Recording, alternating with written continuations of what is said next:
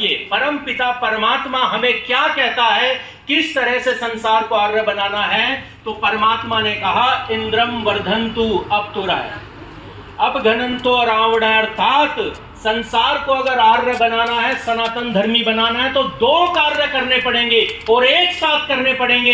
पहला कार्य है संसार में जितने भी धर्मात्मा हैं, जितने भी सज्जन हैं, उनकी उन्नति करनी है, उनकी उन्नति करने में सहायक बनना है, उनका समर्थन करना है। और दूसरा कार्य जो हम भूल गए, हम जब भी संसार में कोई अच्छा कार्य करते हुए देखते हैं, हम सहयोग करते हैं। यहाँ भी लोगों ने दान दिया, इन कार्यक्रमों को आगे बढ़ाया जाता है, पर जो दूसरा कार्य है वो सबसे महत्वपूर्ण है, जिसे हम भूलते चले जा रहे हैं। और वो दूसरा कार्य है संसार में जब भी कोई अधर्मी बढ़े, संसार में जब भी कोई पाप बढ़े, जब भी संसार में अधर्म की उन्नति हो, उसे रोक देना, उसका दमन कर देना, उसका विनाश कर देना। ये परमात्मा की वाणी है, मेरी वाणी नहीं है। परमात्मा कहता है अगर संसार में धर्म की उन्नति करनी है तो धार्मिकों को एक हाथ से बढ़ाना भी है और अधर्मियों को दूसरे हाथ से दबाना भी है। अगर इनमें से एक भी कार्य आपने नहीं किया तो धर्म की उन्नति कभी नहीं हो सकती।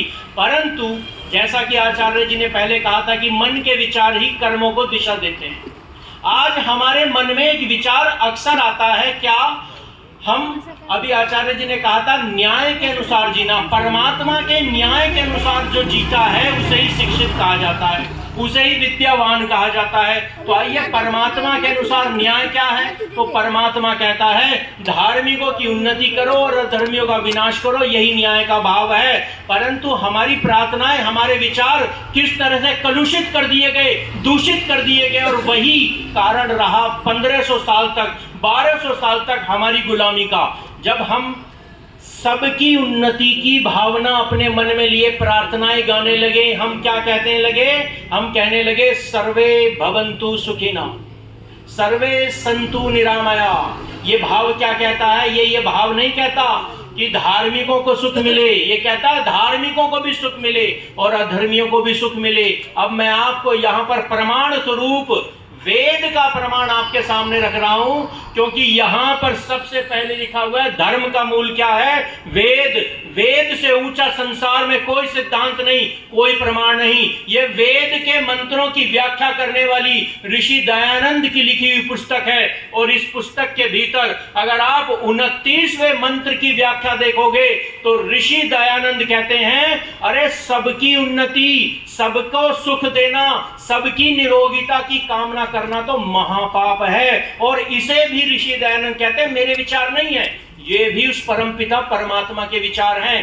परमपिता परमात्मा अपने इस मंत्र में हम धार्मिकों को, हम आर्यों को, हम सनातन धर्मियों को व्याख्या करते हुए कहते हैं हे मनुष्य, संसार में सुख केवल धार्मिक के लिए है, संसार में आरोग्यता भी सिर्फ धार्मिक के लिए है, तो फिर अधर्मी के लिए क्या करें। तो यहाँ पर ऋषि दयानंद व्याख्या करते हुए कहते हैं, परमात्मा की वाणी की व्याख्या करते हुए, अधर्मी को संसार में कभी सुख ना मिले, अधर्मी को संसार में कभी आरोग्य ना हो, अधर्मी तो तड़प तड़प कर मरे, अधर्मी तो कुत्ते की मौत मरे। ये हमारे शास्त्रों के नियम है। और हमने क्या कहना शुरू कर दिया, सर्वे भवन्तु सुखिना। और इस सिद्धांत में जो अगला सूत्र दिया हुआ है उसे अगर आप सुनेंगे तो आत्मा तक कांप जाएगी, क्योंकि मेरी भी आत्मा कांपी थी जब पहली बार मैंने सिद्धांत पढ़ा। यहाँ पर परम पिता परमात्मा की वाणी कहती है कि जो लोग अधर्मियों का साथ भी देते हैं ना, उन्हें भी जीवन में कभी सुख ना मिले।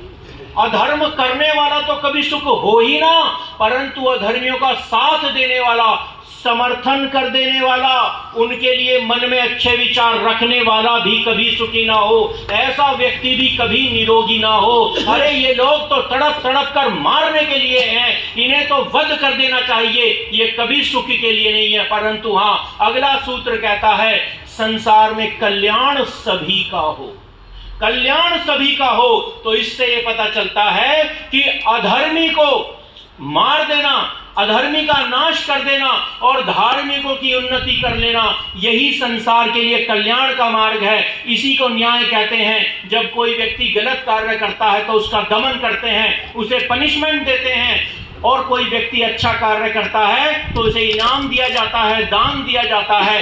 यही न्याय का मार्ग और